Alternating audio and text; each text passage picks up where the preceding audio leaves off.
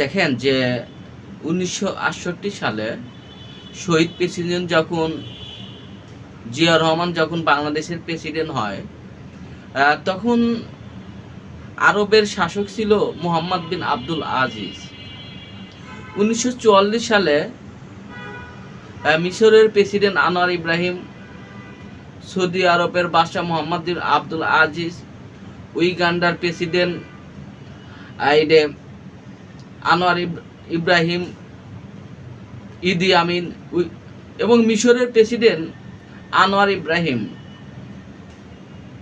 তারা হলো মুসলিম বিশ্ব নিয়ে একটা কনভেনশন তৈরি করতে চাইছিল।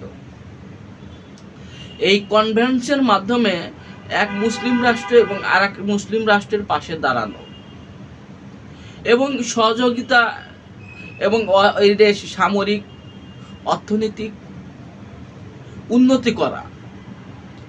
কারণ আপনার বদলে গণতন্ত্রের জনক শহীদ প্রেসিডেন্ট জিয়া রহমান মুসলিম বিশ্বকে সবসময় এগিয়ে রাখতো। বেশিরভাগ ক্ষেত্রে তাহলে দেখেন, তার যদি লেখায় দেখেন, লেখা কি বলে যে মুসলিম বিশ্বগুলোর সাথে সম্পর্ক তৈরি করুন। সেই জন্য বদলে গণতন্ত্রের জনক শহীদ প্রেসিডেন্ট জিয়া রহমান সৌদি আরবের কনভেনশন যোগ দিতে চায়। বর্তমানে হলো মক্কা চুক্তি কনভেনশন। এখানে অনেকে বলেন ন্যাটো, ইসলামিক ন্যাটো, আসলে ইসলামিক ন্যাটো না, এটা হলো আপনার কনভেনশন, ইসলামিক কনভেনশন। ন্যাটো শব্দ, ন্যাটো অর্থ কি, এইগুলো বলে মানুষকে সরাতে আছে যে ন্যাটোর পরিবর্তে আর একটা এদের দল তৈরি করতে মুসলিমরা, আসলে বাস্তবতা না। ন্যাটোর আগে মুসলিম কনভেনশন তৈরি হয়েছিল। এই মুসলিম কনভেনশনের মাধ্যমেই মুসলিম ভৌতপূর্ণ রাষ্ট্রগুলো একে অপরের সামরিক অর্থনৈতিক সহযোগিতার মাধ্যমে এক রাষ্ট্র আর এক রাষ্ট্র উন্নতি লাভ করে।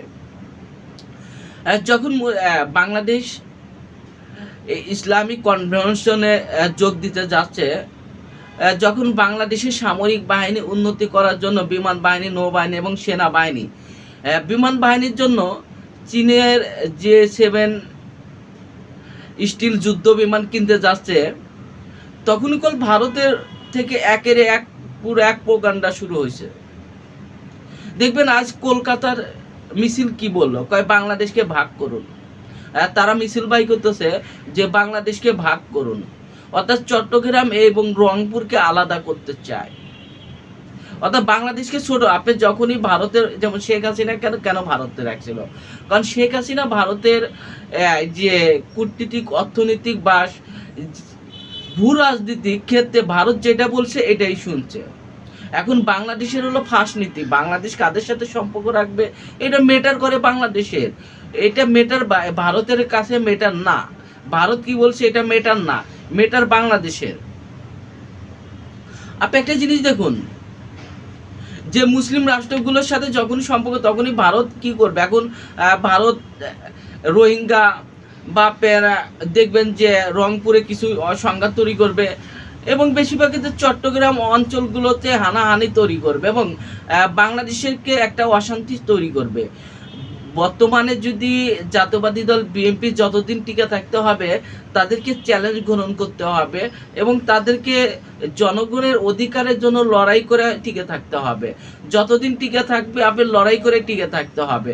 এবং বেশিরভাগ ক্ষেত্রে জাতীয়বাদী দল বিএনপির যে ঐক্যবদ্ধ সমাজ ব্যবস্থায় মূল ভিত্তি হলো জাতীয়বাদী। ঐক্যবদ্ধ সমাজ ব্যবস্থা যদি গঠন করতে ব্যর্থ হয়, এই সামরিক জোট, এই যোগ, এটা কোনোটাই থাকবে না। অর্থাৎ মুসলিম রাষ্ট্রগুলোতে যেমন ঐক্যজোট এবং দেশের ভিতরেও একটা ঐক্যজোট, কারণ তারা জুলাইয়ের ঐক্যকে ভাঙতে, প্রথমে তারা জুলাইয়ের ঐক্যকে ভাঙতে যাবে এবং যখনই জুলাই ঐক্য ভেঙে যাবে তখন একে অপরকে হামলা করবে এবং বাংলাদেশে যে ঐক্য নষ্ট করার চেষ্টা করবে। কারণ মক্কা জোট হোক, এটা কখনোই ভারত মাইনে নেবে না। কারণ এখানে যদি যখনই মক্কা জোটে আসবে বাংলাদেশ, তখনই হলো এখানে চিরপ্রতিদ্বন্দ্বী। দেখেন যে ভারতের স্টাডি যদি দেখেন ভূ রাজনীতিকের, ভারত কাদের সাথে সম্পর্ক রাখে, যেমন যারা চীনের শত্রু, অর্থাৎ চীনের সাথে যাদের সম্পর্ক খারাপ, যেমন তাইওয়ান, জাপান, উত্তর কোরিয়া, তাদের সাথে কোন সম্পর্ক রাখতেছে যেন চীনকে চাপে রাখা যায়। অন্যদিকে যদি তুরস্ককে চাপে রাখার জন্য দেখেন যে সাইপ্রাস, গ্রিস এইরকম রাষ্ট্রকে ভারত সাহায্য করতেছে বা আর্মেনিয়াকে সাহায্য করতেছে যেন তুরস্ককে চাপে রাখা যায়। বাংলাদেশকে চাপে রাখার জন্য মায়ানমারকে অর্থনৈতিক, সামরিক এবং ভূমিও দিচ্ছে যেন বাংলাদেশকে চাপে রাখতে পারে। তুরস্ক এখন ভারত যদি মুসলিম বিশ্বর বিরুদ্ধে যারা মুসলিম বিরুদ্ধে তাদেরকে সামরিক, অর্থনৈতিক সাহায্য করতে পারে, তাহলে মুসলিমরা তারা নিজেরা কেন সামরিক চুক্তি করতে পারবে না? যখনই সামরিক চুক্তি করতে আসতেছে তখনই দেখেন যে ভারতের মাথা খারাপ হয়ে গেছে।